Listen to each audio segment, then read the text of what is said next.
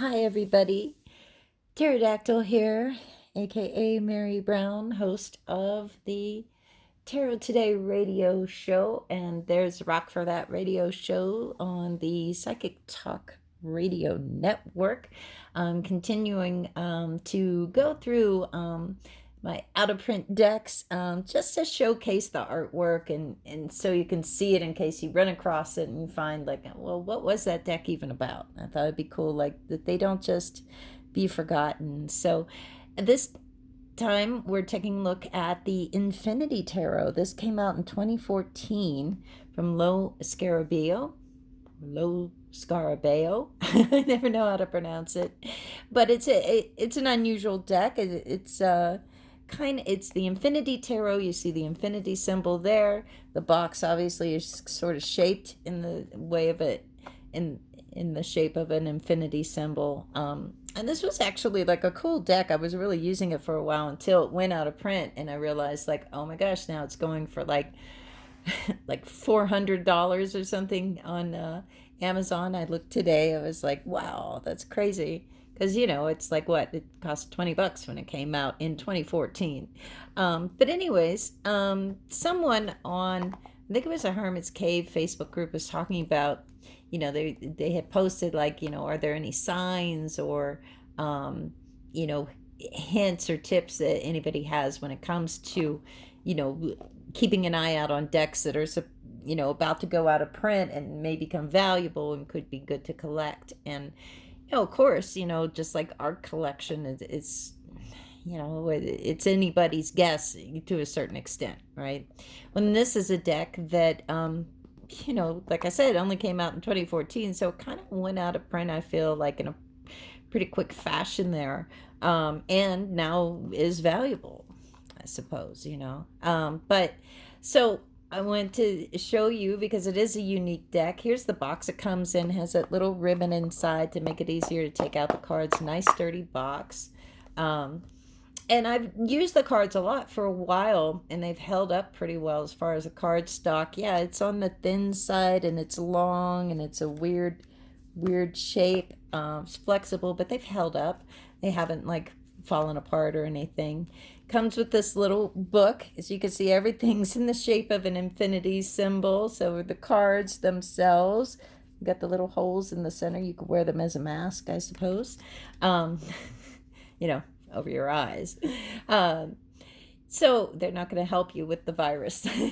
But anyway, so the book in, kind of, what we're used to from Lo Scarabeo, it's in several different languages. And so the information in English or in any one given language, this is like how much you get. And it's really just short descriptions of the card, but they're thoughtful descriptions of each card too. And another thing that they do often is that they'll put a spread, like a unique spread for the deck on that inside cover.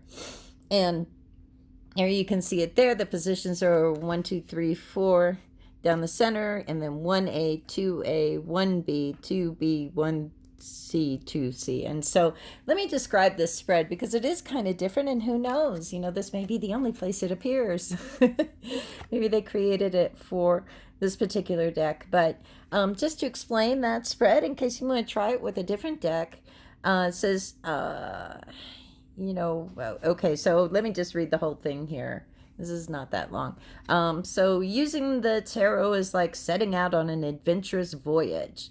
The clairvoyant method suggested here is constructed to explore the events beginning with the present and moving toward the future, seeking what could be, and towards the past, seeking the reason for things. So looking at the diagram on page 2, this is page 2 here, if you can see that diagram. The first 4 cards, 1, 2, 3, and 4,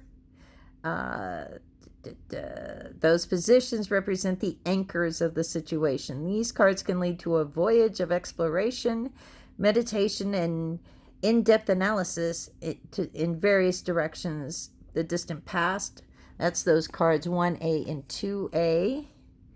and the distant future, cards 1B and 2B, and the deepest subconscious, cards 1C and 2C. Okay, so it's kind of different, than a lot of other different different spreads that you see out there. And it's the idea of voyaging, when you have a question, a situation, and you want to know, like, how did this occur, and what's happening on the subconscious level. So the way that they describe those positions, starting in the middle there at the first card at the top in the middle, that position represents the very recent past, the immediate causes, the origins of the present situation, the step just taken. And card number 2 right below it represents the present moment, the here and now, this instant, what is being felt, sensations and thoughts. Card number 3, the immediate future. That's that third one right there. The consequences, the choice to be made, the next step, where impetus and instinct lead us. And card number 4, the superficial subconscious. Card number 4, that's the fourth one down that middle row. And then cards 1A and 2A, now this is flanking that first card up there. Those are described as a voyage into the past, a voyage towards the profound consequences that led to the present, removing us from the here and now to seek the true roots of the situation. If so desired, other cards may be drawn, 3A, 4A, etc., to delve even further into the past. So how they have 1A and 2A, you could put 3A, 4A, so you can kind of paint more of a picture if that's what you want to do. And then cards 1B and 2B, and the same thing there, you can draw more cards, but those are the cards voyaging into the future towards potential opportunities, future choices while seeking a path. And then the last two there, 1C and 2C, that's the voyage into the subconscious. Voyage that crosses the threshold into the deep subconscious, indicating the path to the depths of our soul, to be traveled with delicacy and calm. If so desired, other cards can be drawn, like with the other cards that we just looked at, to travel even closer toward the origins. However, it must be remembered that a correct and careful reading of the subconscious must be confronted in a particularly careful and gradual way. So that's kind of interesting. That's a unique little spread there. That's the book. The meanings are short, but they're thoughtful. It comes with 2 extra cards, a title card, the Infinity Tarot, and then like just this kind of infinity card, which you could throw in there to kind of be like the happy squirrel card, I guess, in your deck if you wanted it to. Wanted to do that. So let's just look at these cards. I do think this deck is unique in the artwork, and this is the major arcana we'll start with. That's the Fool. And I like how everything's so like in your face as far as how the perspective is done in the art. And the Magician card, High Priestess,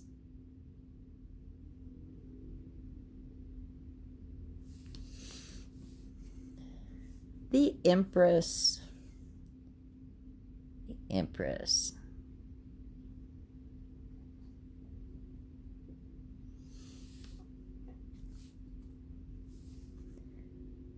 the Emperor.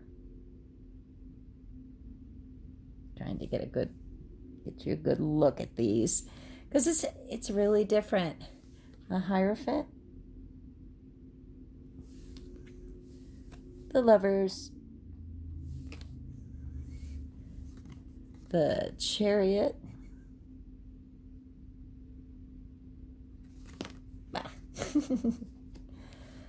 and this is the thing that's interesting. Okay, so in the book, right? Let me just get the book here, because I remember like thinking like, well, that's kind of weird. In the book on card Major Arcana number 8, the Strength card, right?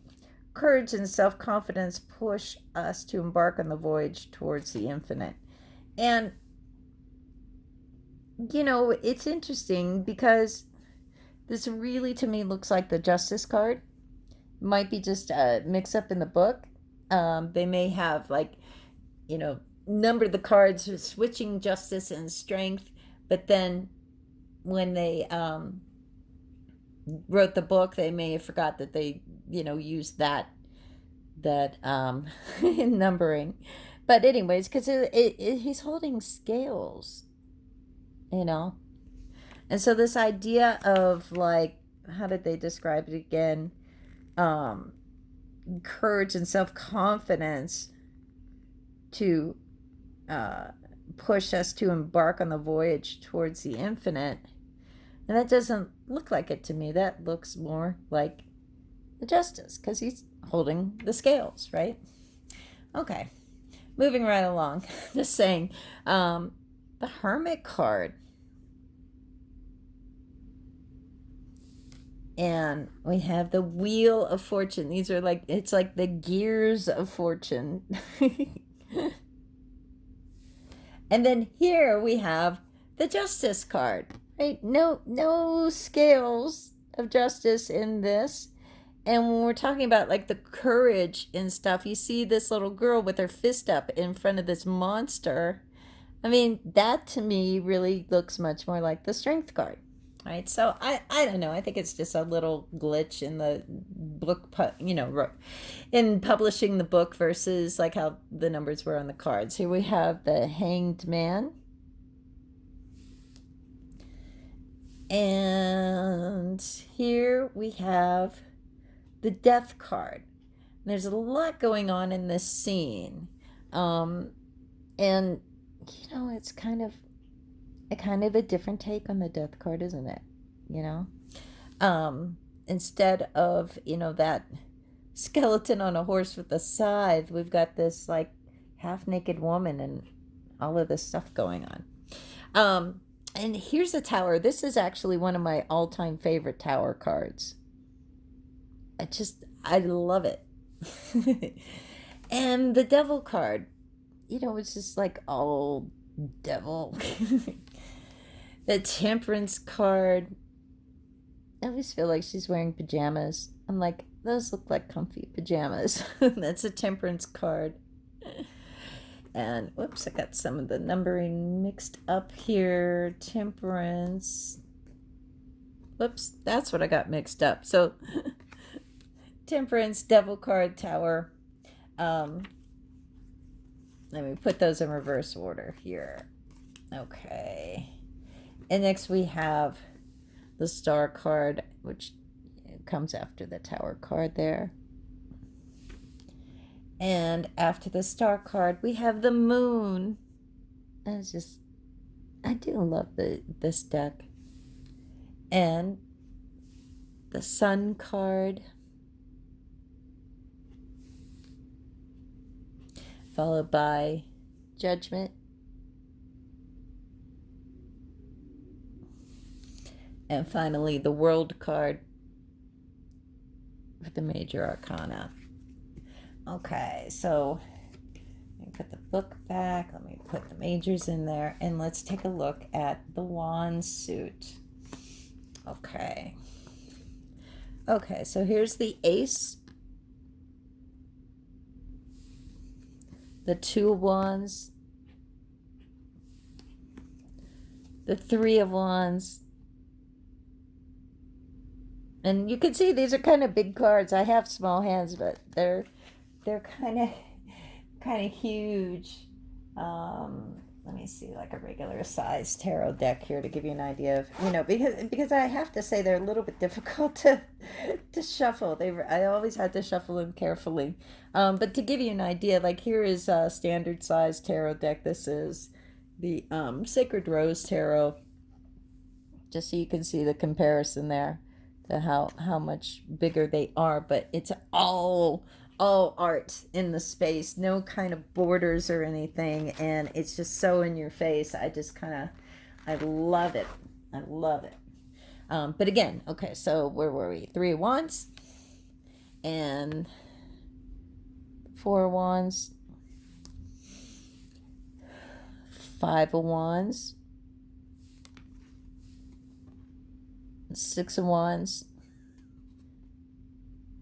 So, I mean, it's not Rider-Waite-Smith, imagery. But, there's it alludes to it now and then. You get hints of it. And I just think it really works. So that was the Seven of Wands. The Eight of Wands, a lot of times we think of Eight of Wands as like something fast. You usually see those wands flying through the air. And here, but look at the movement. I mean, they're moving fast. They're running. And then the Nine of Wands, the Ten of Wands. And this is another thing Lo Scarabeo does as well, with instead of saying king, page, knight, queen, king, they just have a symbol for each of the courts. So this is, and that's the same throughout all the minors suits.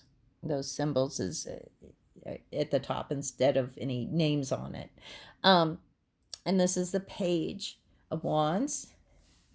Here we have the Knight of Wands. And we have the Queen of Wands. Oops. I'm trying to hold them so you can see the whole thing. And then we have with the lion and the snake, that's on his throne, that's the King of Wands. Okay, and next up is the Cups cards. Okay, so we have the Ace,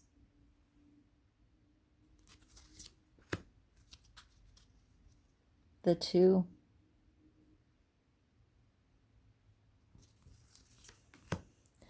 the Three of Cups,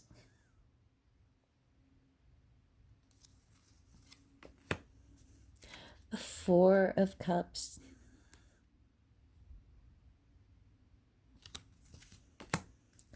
the Five of Cups,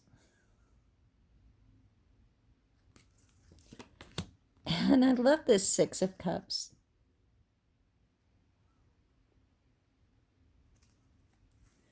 and the Seven of Cups,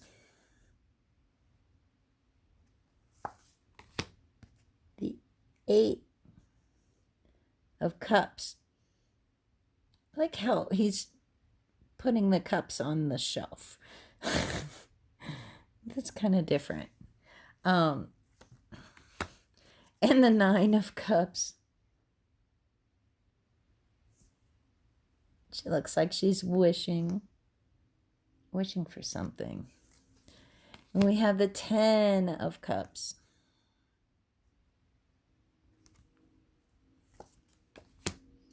And the Page of Cups with that big wave.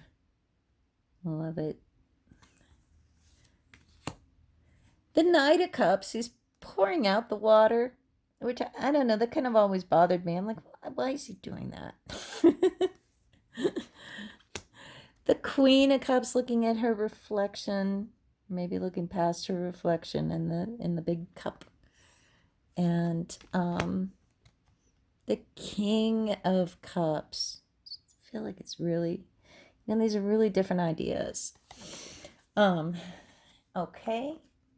And next up is the swords. And just pull those out. Okay. And here we have the Ace of Swords, the Two of Swords. Wow. The Three of Swords, the Four of Swords, the Five of Swords, the Six of Swords. It's like a magic carpet. The Seven of Swords, you see the little guy sneaking around in the background there. The Eight of Swords. Isn't that interesting? I mean, I think they're all pretty interesting. Here's the Nine of Swords, which is really, kind of different, right? And then the Ten of Swords, which, I don't know, people are zooming around, could be just like having so much on your mind, maybe. I don't know, and again, it's like if we go back to the book, what kind of help it actually gives us as far as like relating to the artwork. I think this is the Ten of Swords is a good one to look at for that. Whoops, I'm reading Italian now. That's not going to help. I don't read Italian. Let me find the Ten of Swords. So what it says is, being embraced by affliction brings the inevitability of other defeats. The inner void is the beginning of dealing with desolation. So, I mean, sometimes the meanings of the major arcana I thought were pretty insightful, and then in the minors, it just sort of falls apart a little bit. Is what I would say, but I still love the artwork. I think it's so different. And then here we have the Page of Swords and the Knight of Swords. The Queen of Swords, I think it's a great Queen of Swords, actually. And then we have the King of Swords. Okay, and then last but not least, the Pinnacle suits. So we start with the Ace. There's the Two of Pentacles, really pushing that juggler aspect, right, of that card. But it's cool. The Three of Pentacles, who knows? She's just throwing coins in the air. The Four of Pentacles, that's kind of like, keeping with the classic idea of the Four of Pentacles, right? Sitting on to it, holding on to things. Five of Pentacles.